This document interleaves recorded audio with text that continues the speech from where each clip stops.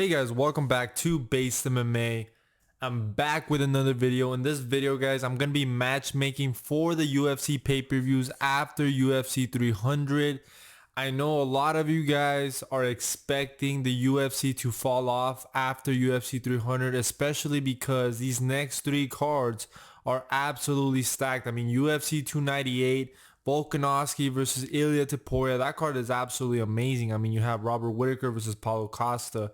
You have Merab versus Henry Cejudo. You have Jeff Neal versus Ian Gary. Amazing matchup. You have Anthony Hernandez's Roman Kopylov. So that card's already amazing. UFC 299. I mean, UFC 299 is absolutely incredible. I mean, maybe one of the best cards ever. Sean O'Malley versus Marlon Vera. Dustin Poirier versus Benoit Saint Denis. Gilbert Burns versus JDM. Kevin Holland versus Michael Page.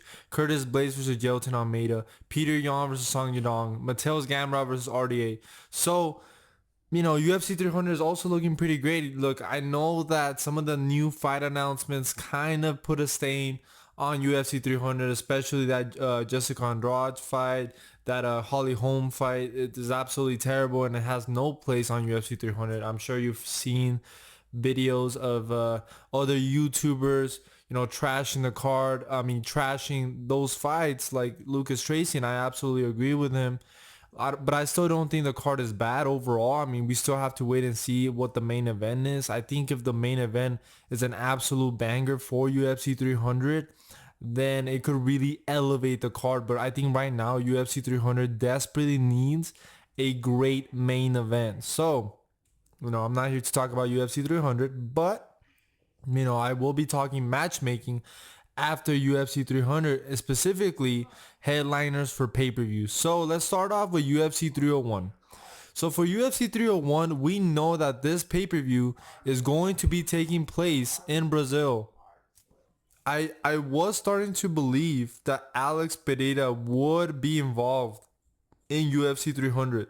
But the more I've thought about the potential pay-per-views after UFC 300, I've realized that I don't think it's possible that Alex Pereira will be at UFC 300 unless he's fighting Adesanya, which I'm starting to believe that he's not.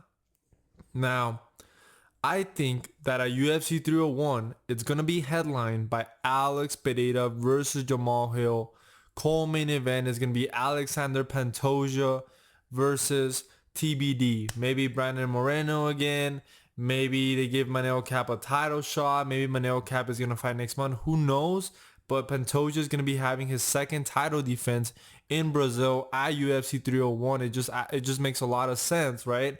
So now let's move on to UFC 302. UFC 302, well, one, I think June is going to end up having two pay-per-views, UFC 302 and UFC 303. And UFC 302 is going to be earlier in June, and then UFC 303 is most likely going to be later in June. We know that that's probably going to be International Fight Week, which is pretty rare, right? Because typically the International Fight Weeks are in July, but I guess for this year, it's going to be taking place in June. Now, UFC 302, we still don't have a location for that pay-per-view, but I do think it's going to be Tom Aspinall defending his interim belt. Co-main event is going to be Leon Edwards versus Bilal Muhammad 2. And I know there was a lot of rumors of Leon Edwards versus Bilal Muhammad potentially taking place at UFC 300. Now, the reason why I'm also starting to believe that that fight might not be happening as originally planned is because, one, that fight was rumored a couple weeks ago, and then we haven't heard anything since, and they know why it hasn't. Like, if that fight was really locked, they would have already came out with an announcement. So maybe they were planning on having Leon Edwards versus Bilal Muhammad 2 for UFC 300.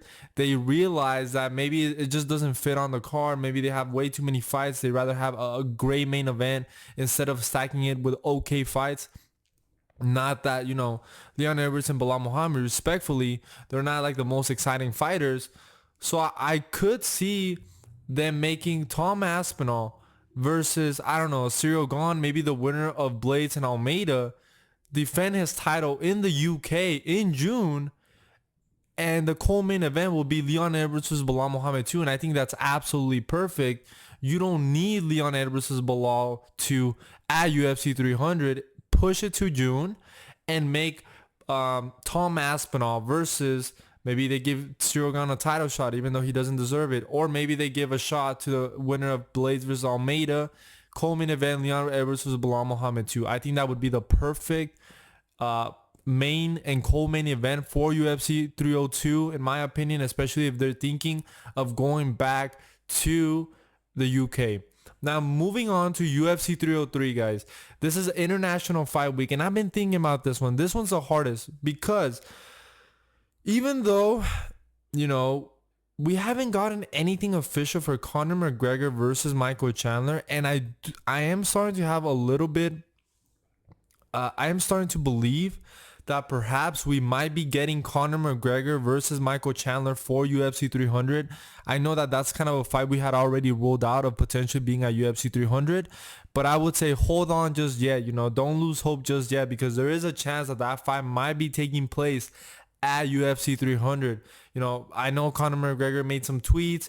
Michael Chandler responded. I mean, I don't really take too much away from those tweets because Conor McGregor says a lot of things. I mean, he said he was going to be fighting at International Fight Week. Dana White in some interviews, you know, he stated that, no, look, we don't know. Like, he seemed like he kind of wanted to deny those rumors of Conor McGregor fighting in International Fight Week. I think it's too far away. I think the longer they push that fight, the less hype it has. So if I was a UFC, I would try to put Conor McGregor versus Michael Chandler for UFC 300, because if you put that as the main event of UFC 300, UFC 300 is absolutely amazing and it's going to sell. You know, there's a lot better stylistic fights in my opinion than Conor McGregor versus Michael Chandler. But when you think of pay-per-views, when you think of UFC 300, what it symbolizes, and just the match itself, pairing that with Charles Oliveira versus Armin Tsaruk and Gaethje versus Max Holloway, you know, the card is absolutely amazing, and I think it just makes a lot of sense for Conor McGregor versus Michael Chandler to headline UFC 300. Now, I'm not saying that that's going to happen necessarily, because I don't know, but I do think that's kind of the reason why right now the UFC hasn't really made an official announcements for those title fights, because I really feel that if they already had three title fights, or maybe one or two more, they would have already announced it. You know what I'm saying? So I think right now they're trying to figure out how they're going to do this, how Conor McGregor could potentially fight at UFC 300. So with all that being said, let's talk about UFC 303 for International Fight Week. I think that International Fight Week is going to be Dricus du Plessis versus Israel Adesanya. As much as I don't want to see that fight, I think that's the fight that's going to be happening. Now, I know some of you guys are going to comment down below, well, no, Dricus du Plessis says he's ready for UFC 300. Now, I don't think he should do that. There is a chance that Dricus fights at UFC 300. I don't think it would be very smart, because he just had a 5-round fight with Sean Strickland, and he did take a lot of damage in that fight. And I don't like the idea of the UFC making the champion Dricus du Plessis make a quick turnaround to fight their poster boy who's coming off a loss to Sean Strickland. I absolutely hate that. And yes, I'm a big Israel Adesanya hater. I don't care. I admit it. I'm not pretending to be objective about this. So Dricus du Plessis versus Israel Adesanya could be taking place at UFC 303. Maybe it is too far, but I think that would be a good date for Dricus du Plessis to return. I don't think it makes sense for Dricus du Plessis to fight in the Brazil card. I don't think it would make a lot of sense for him to fight in the UK card if that's where they end up going in the summer, which I do think they're going to be going back to the UK sometime in the summer. And I think for International Fight Week, Dricus du Plessis versus Israel Adesanya would be an amazing fight. I think it could headline International Fight Week. And yeah, I think it would be perfect. I think it would be perfect. Now, that's what I would want. I'm not saying that that's necessarily going to happen. It's all theoretical, but I think it would make a lot of sense. And as I list these main events after UFC 300, you start to realize, man, there's still a lot of great fights they can make for the rest of the year. So now let's move on to UFC 304, which is where I'm probably going to stop, right? Because I need to know the outcome of some of these fights for me to make headliners for UFC 305, 306. So for UFC 304, probably going to take place in July, which is typically where International Fight Week is. But I guess for this year, they're moving it to late June. For UFC 304, I think it would be the perfect time for Islam Makhachev to make his return against the winner of Charles Oliveira versus Arman Tsarukyan. Now, the reason why um, I didn't put Islam Makhachev to headline one of the June pay-per-views is because I don't think there's enough time for the winner of Charles Oliveira versus Arman Tsarukyan to return, to make that quick of a turnaround to fight in June. Like, I think whoever ends up winning, whether that be Charles Oliveira or Arman Tsarukyan, they're gonna be saying like, look, I need more time. Like, why don't I come back late July and I'll fight Islam Makhachev? Or even, let's say maybe Charles and Arman are not ready. I think the UFC is gonna look to Justin Gaethje or Max Holloway, whoever ends up winning that bout. But I think if if both those fights happen and both of those and the winner of those two fights come in healthy, I think they're gonna pick the winner of Charles versus Arman rather than the winner of Gaethje Holloway. So let's assume Charles Oliveira wins, or let's say Charles Oliveira wins. Charles Oliveira versus Islam Makhachev 2 would headline UFC 304 in July. That would be my theory for that main event, guys. But anyway, those are just some of the main events that I think could happen in the summer. Let me know what you guys think down below. Do you agree? Do you disagree? Like I said, I still think there's a little bit of a chance that Conor McGregor versus Michael Chandler end up happening at UFC 300, because once you start to think about the cards that might be happening after it, it just makes a lot of sense for Conor McGregor versus Michael Chandler to take place at UFC 300, especially the way the card is looking. Not that the card is looking terrible, but I think that if you put Conor McGregor versus Michael Chandler at UFC 300, the card is one of the best ever.